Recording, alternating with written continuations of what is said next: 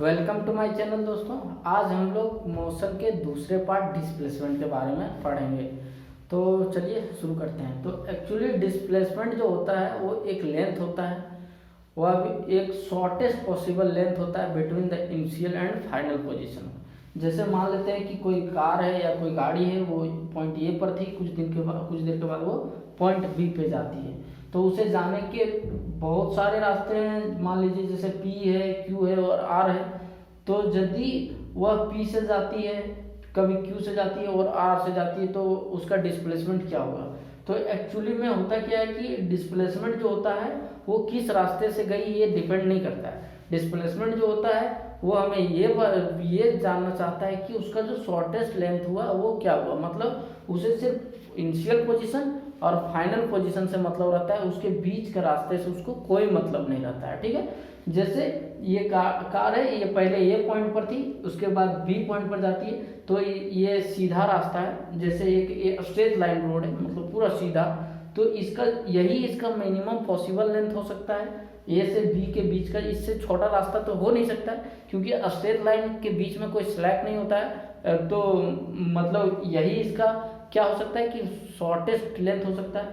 इसलिए मान लीजिए ये शॉर्टेस्ट लेंथ 10 मीटर है, और यदि इस रास्ते से जाता है तो इसे 30 मीटर जाना पड़ता है। और यदि इस रास्ते से जाता है इधर घाटी उटी जैसे पहाड़ वहाड़ होता है ना, तो वहाँ पर थोड़ा रास्ता घुमा फिरा भी जाता है, तो उस रास्ते से गया तो इसे 50 मीटर जाना पड़ा। ठीक है, तो पूछेगा कि कोई इसका डिस्प्लेसमेंट क्या होगा। तो यदि वो मान लीजिए पी रास्ते से गया तो भी इसका डिस्प्लेसमेंट 5 मीटर ही होगा। ठीक है, और यदि क्यू से गया तो भी इसका 5 मीटर ही होगा, और यदि आर से गया तो भी इसका 5 मीटर ही। देयर इज नो इशू, तो इसे हम डिस्प्लेसमेंट कहेंगे। ठीक है, और दूसरी बात जो होती है वो ये कि डिस्प्लेसमेंट और डिस्टेंस में थोड़ा सा अंतर होता है, और वो अंतर ये होता है कि डिस्प्लेसमेंट जो होता है वो एक वेक्टर क्वांटिटी होता है।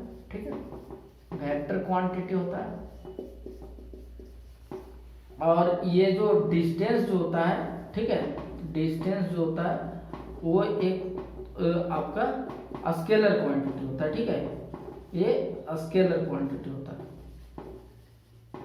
ठीक, और ये जो होता है उसका एक्चुअल लेंथ होता है। ठीक है, एक्चुअल लेंथ होता है। ठीक है, और ये जो इसका होता है वो शॉर्टेस्ट पॉसिबल लेंथ होता है। क्या होता है? शॉर्टेस्ट पॉसिबल लेंथ होता है। ठीक है,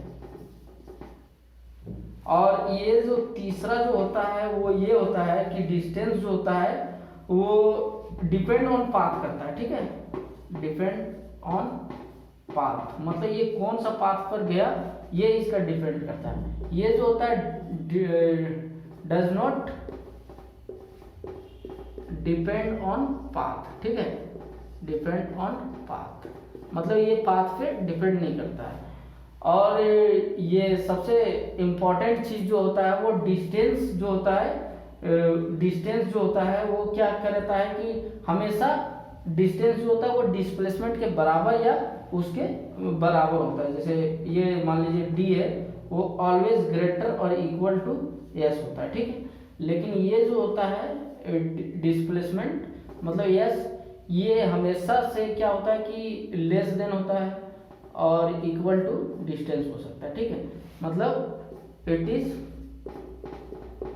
ऑलवेज लेस देन और इक्वल टू डिस्टेंस होता है। ठीक है, और ये जो होता है वो तो आप अंडरस्टूड है, इसका कहने का मतलब यहाँ बता दिए, तो यहाँ भी आप समझ जाइएगा। ठीक है,